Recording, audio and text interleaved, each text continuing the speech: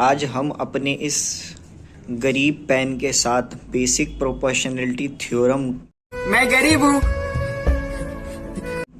Proof करने वाले हैं। ये क्या क्यों चबा चबा के इस पेन का हाल कर रखा है। इसमें ज़रूर तुम्हारा डीएनए मिल जाएगा मेरे भाई, ठीक है। देख लो भैया, भाई हमें प्रूफ करना है बीपीटी थ्योरम, ठीक है। अब बीपीटी थ्योरम क्या होती है पहले देखो आप।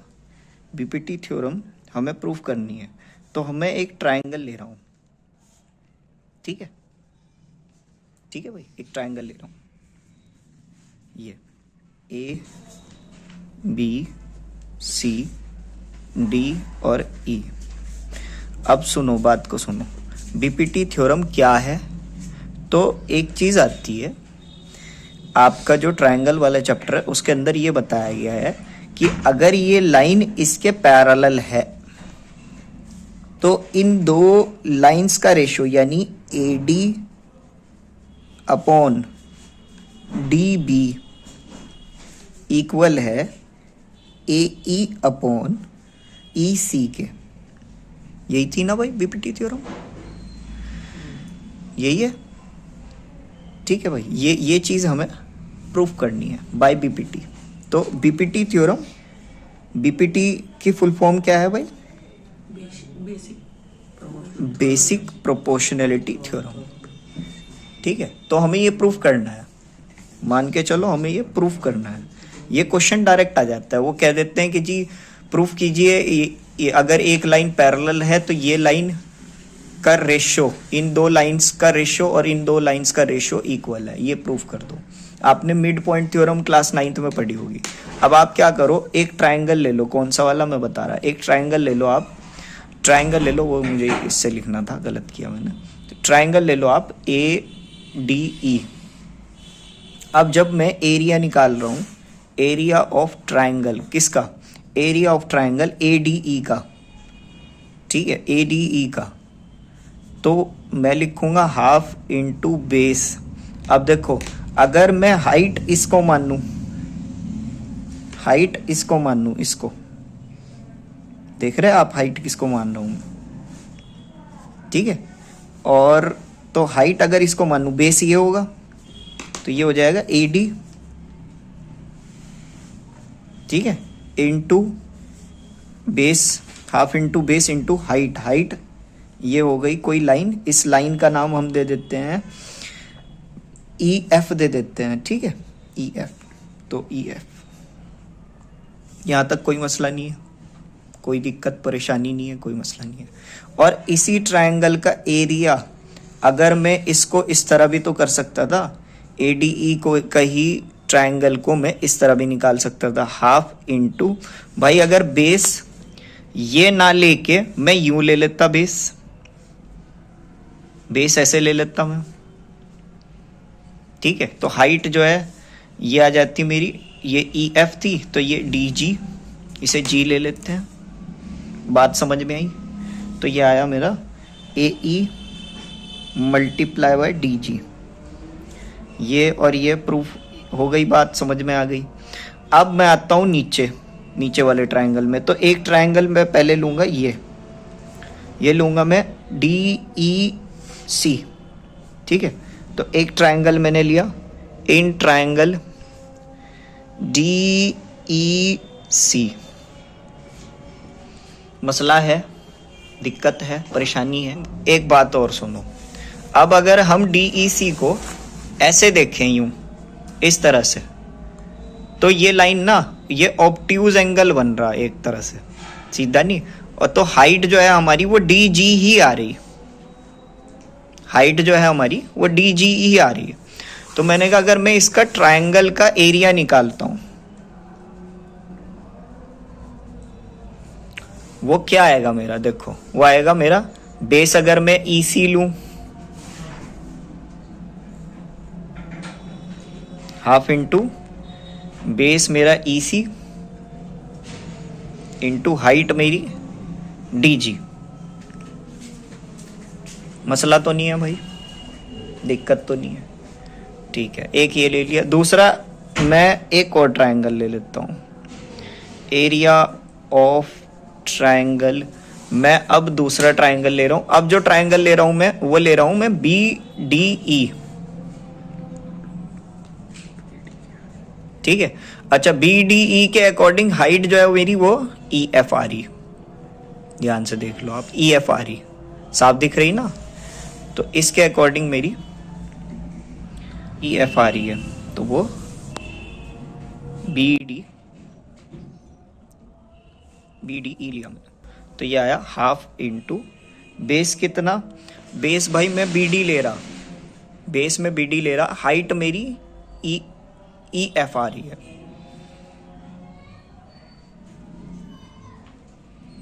यहां तो कोई मसला, सर ट्रायंगल आपने देखा DEC, DEC लिया मैंने, तीन ये देखा, तो DG कहाँ से आया? DG कहाँ से आया, गुड। अब मैं अगर इस ट्रायंगल को अलग बनाऊं, ठीक है, इसे मैं थोड़ा यहाँ ला रहा हूं, अब ये जो है इसको अलग बना रहा हूं, ये रफ कर रहा हूं, ये रफ वर्क कर रहा हूं, ठीक है। ये लाइन यूं है, ठीक है, लाइन यूं है, ठीक है, ये लाइन यूं आ रही, ये हो गई DE और ये हो गया C। अब ये ऐसे जा रही। अब जरा आप ये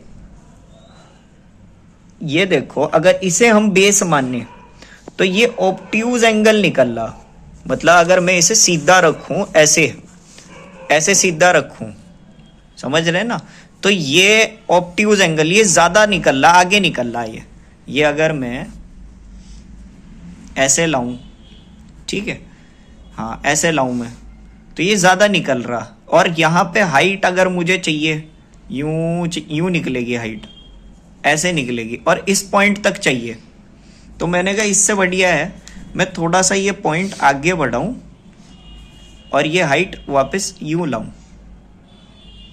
तो वही काम यहां DG कर रहा।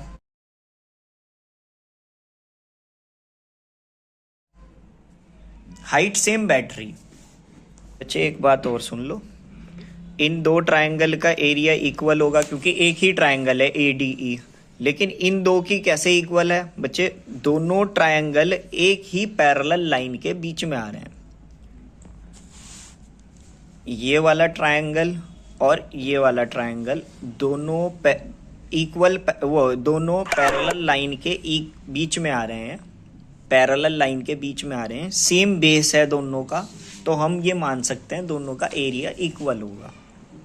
बेस सेम है दोनों का और पैरेलल लाइन के बीच में आ रहे हैं। अगर हम NCERT देखेंगे तो इसमें भी यही लिखा है, सेम इसी तरह से इन्होंने कहा कि ये नोट कर लीजिए कि हमने जो है, हो सकता है मेरी साइड और इनकी थोड़ी अलग अलग हो, तो इन्होंने जो है ये कहा कि दोनों ट्रायंगल का सेम बेस है DE। अब यहाँ पे DE है, यहाँ पे DE है, और हमारे इस क्वेश्चन में भी आई थिंक सो DE ही है, हाँ इसमें भी DE है, तो सेम बेस है इस वजह से, और पैरेलल लाइन है, DE और BC पैरेलल लाइन है, तो हम कह सकते हैं दोनों का एरिया सेम आ सकता है। चलो बच्चे, अब मैं आप लोगों को बताता हूँ ऐसा क्यों है। इसका रीज़न ये है, अब देखो ये दोनों लाइंस पैरेलल हैं, ठीक है, दोनों लाइंस पैरेलल हैं। दूसरा रीज़न ये है, अब अगर मैं ये वाला ट्रायंगल लूँ, एक ये वाला ट्रायंगल, ये भी इसी पॉइंट पे मिल रहा है बेस इसका, और इसको इधर खींच दिया मैंने, ठीक है, बेस सेम हो गया।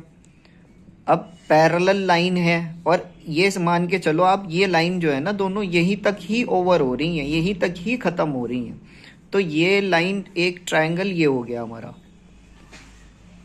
ठीक है, ये ट्रायंगल एक हो गया। दूसरा हमारा दूसरा ट्रायंगल हो गया ये वाला, ये भी इसी पॉइंट पे टच कर रहा है, ये बेस हो गया DE, और ये इसके एंड पॉइंट पे टच कर रहा है, तो जाहिर है ये लाइन भी अपने आप ही इक्वल आ जाएगी, तो ये वाला दूसरा जो ट्रायंगल हो गया उसका एरिया भी इक्वल ही निकलेगा। तो ये सिमिलर है, तो area of triangle DEC equal होगा एरिया ऑफ ट्रायंगल BDE, ठीक है भाई, यहाँ तक मसला नहीं है। अब हमने क्या करा, इसको रख दिया, यहाँ रखा हाफ इंटू DEC क्या था, EC, इंटू डी जी, ठीक है भाई, और इधर रख दिया half into B D into E F, और इसके साथ ही हम इसको डिवाइड कर देंगे,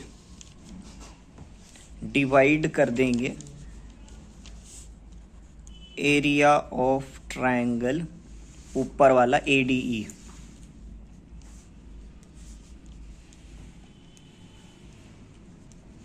ठीक है, एडीई, बात समझ में आ गई भाई, दिक्कत तो नहीं है।